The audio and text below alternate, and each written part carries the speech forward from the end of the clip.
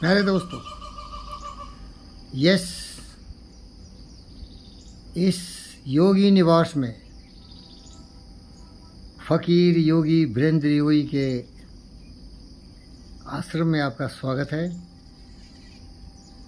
इस वीडियो के सहारे मैं आपको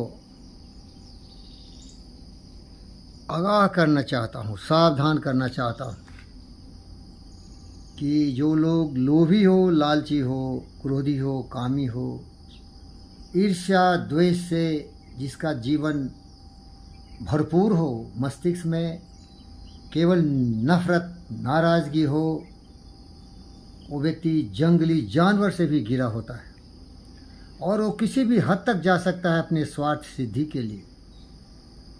आप बोलेंगे ऐसे कौन व्यक्ति है? अरे सारे के सारे ऐसे ही हैं भाई। इसीलिए संस्कृत में कहा है, कामः क्रोध तथा लोभ हृदय तिष्ठन्ति तस्करा, ज्ञान रत्न भाराय तस्मात् जागृत जागृता। काम क्रोध मद लोभ मोह ईर्ष्या नफरत नाराज़गी हर इंसान के मस्तिष्क में होती है, लेकिन जो महान पुरुष होते हैं, काव्य शास्त्र विनोदेनो कालो गसति धीमता वैष्णव चौ मूर्खानाम निंद्रा कलहनवा। इस संस्कृत का ये मानी है कि जो महान व्यक्ति होते हैं वो सत्याग्रह करते हैं, सत्य के लिए अपने आप को समर्पित करते हैं और ज़िंदगी में इन कुविचारों से हमेशा हमेशा के लिए अपने आप को मुक्त कर देते हैं। वो कभी भी लोभ लालच के मकरे के जाल में नहीं फंसते हैं, क्योंकि उन्हें मालूम है ये दुख का कारण है। जहाँ दया तहाँ धर्म है, जहाँ क्रोध तहाँ काल, जहाँ लोभ तहाँ पाप है, जहाँ क्षमा तहाँ, जहाँ दया तहाँ धर्म है, जहाँ क्रोध तहाँ काल, जहाँ लोभ तहाँ पाप है, जहाँ क्षमा तहाँ। प्यारे दोस्तों, आप मुझसे पूछ सकते हैं कि फ़कीर जी, वीरेंद्र योगी जी, ये सब बातें आप क्यों बता रहे हैं? मुझे अनुभव है मेरा। मैं ऐसे दुष्ट लोभी लालची को देखता हूँ, कितना गिर जाता है कि स्वार्थ के लिए आपको तरह तरह के प्रलोभन देगा, तरह तरह से आपको विचलित करने की कोशिश करेगा और अगर अवसर मिल गया तो आपका सफाया भी कर देगा।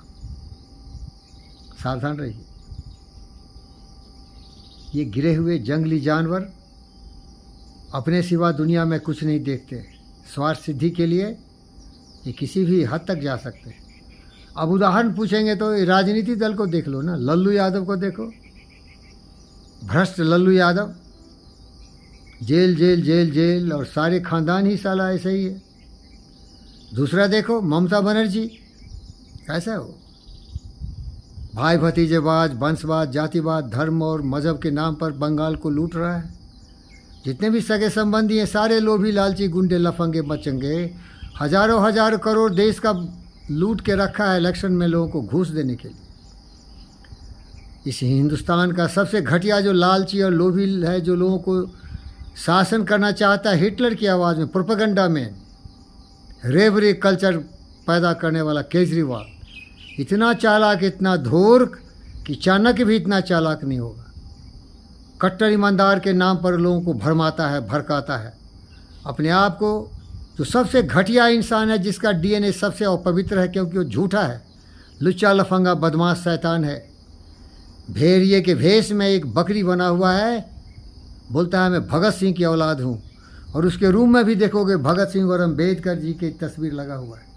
ये सारे ऐसे ही दुष्ट लोभी लालची हैं भाई। ये तो राष्ट्र के नाम पर, देश के नाम पर, जनहित के नाम पर भ्रष्टाचारी, दुराचारी केजरीवाल का सुना होगा।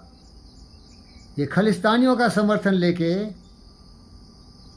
पंजाब को एक अलग राष्ट्र की कल्पना कर रहा है, खालिस्तान का, और किसी अपने सगे संबंधी को बोल दिया कि अच्छी बात है, अगर खालिस्तान एक नया राष्ट्र बनता है तो उसका एक प्रधानमंत्री बन जाएगा। लेकिन हिंदुस्तान की जनता समझती नहीं। ये भोली भाली जनता, ये भी लोभी होगा, क्या बोले भाई? भोली भाली क्या है? लोभी लालची जानवर तो वही होता है ना।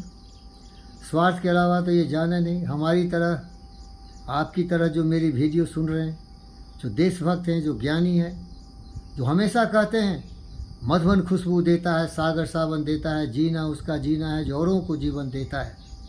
सूरज न बन पाया तो दीपक बनकर जलता चल, फूल मिले या अंगारे सत की राह पर चलता चल। प्यार दिलों को देता है, अश्कों को दामन देता है, मधुबन खुशबू देता है। खुद गर्द दुनिया में ये इंसान की पहचान है, जो पराई आग में जल जाए वो इंसान है।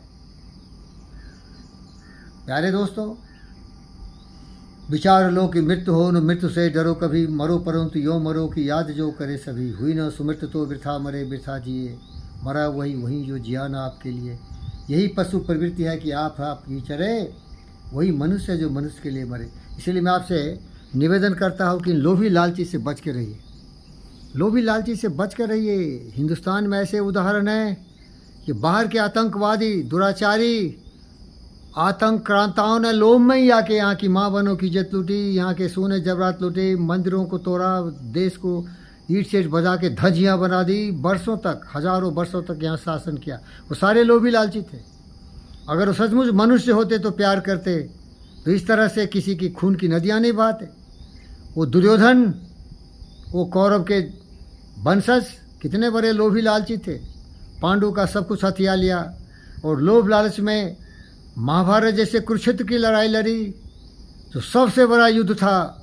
वर्ल्ड वॉर 1 और 2 और 3 जो होने वाला है, वो सबसे महान विनाशकारी वार था। लोभ का यही नतीजा होता है। जो लोभी लालची होता है उसको पता नहीं है कि अपना कब्र खुद खोजा है, उसका विनाश तो होना ही है। रावण को देखो, लोभी था, सीता के साथ वो संभोग करना चाहता था। द्रौपदी को नंगा करके बीच सभा में दुर्योधन ने सबों को उसकी लज्जा लूटने की कोशिश की थी। अनेक ऐसे उदाहरण होंगे। इसलिए मेरे प्यारे दोस्तों, भूल से भी काम क्रोध था लोभ हृदय तस्थिति तस्करा ज्ञान रत्न पारा तस्मात् जागृत।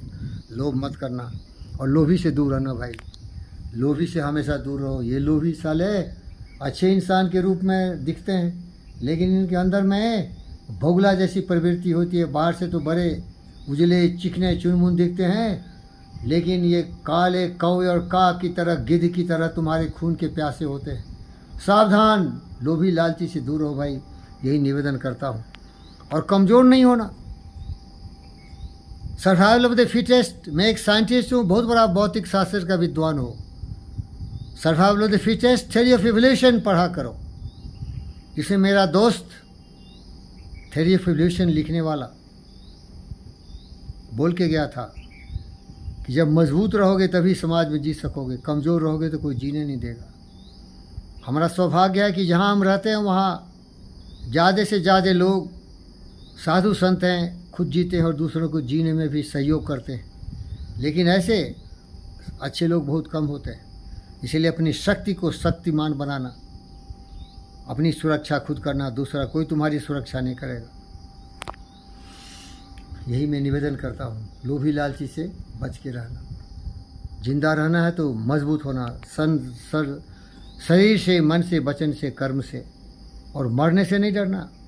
हमारे गुरु रहे भगत सिंह, चंद्रशेखर आज़ाद, सुभाष बोस, झांसी की रानी, लाल बाल, शिवाजी महाराज, महाराणा प्रताप, मंगल पांडे अपनी आज़ादी के लिए, अपने देशवासियों की सुरक्षा के लिए, बाबू कुंवर सिंह हजारों बार शहीद होने को तैयार थे।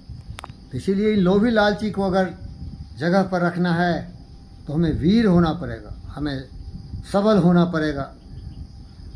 क्योंकि जानते हो, सबे सहायक सबल के, निर्बल के न सहाय। पवन जगावत आग को दीप ही देख बुझाए।